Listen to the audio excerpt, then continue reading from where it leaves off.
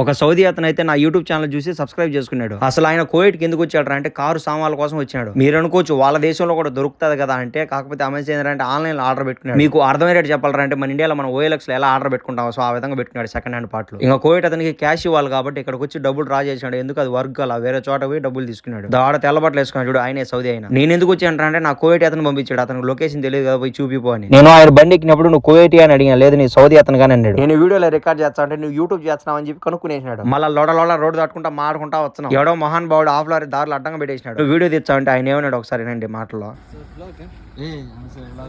నాకు ఎలాగ యూట్యూబ్ అంటే ఇష్టమో ఈ సౌదీ ఆయనకి స్నాప్చాట్ అంటే కూడా అలానే ఇష్టం. వీడియోలు తెచ్చానే ఉన్నాడు వచ్చినప్పుడు. ఈ ఆఫ్ లారీ ఎలా ఆలోచిస్తే వచ్చావంటే ఈ లారీ డిక్కి ఓపెన్ చేసి KFC తిన్నారు ఎవరో వచ్చి. ఆ లారీ ఓనర్ ఫోన్ చేస్తా అంటే ఒక గంట నుంచి వచ్చానే ఉన్నాడు. ఇదంతా కాదని చెప్పి ఆ KFC తిన్నోళ్ళు ఇద్దరు ముగ్గురం కలిసి ఆ లారీ అనేది ఇచ్చి రావతలేసిన పక్కకి. అలానే ఒక ఈజిప్ట్ ఆయన వచ్చి సహాయం చేశాడు మాకు. ఈ విధంగా సౌదీ వాళ్ళతో మాట్లాడడం ఫస్ట్ నేను. ఈ సౌదీ ఆయన అయితే మంచి అని కానీ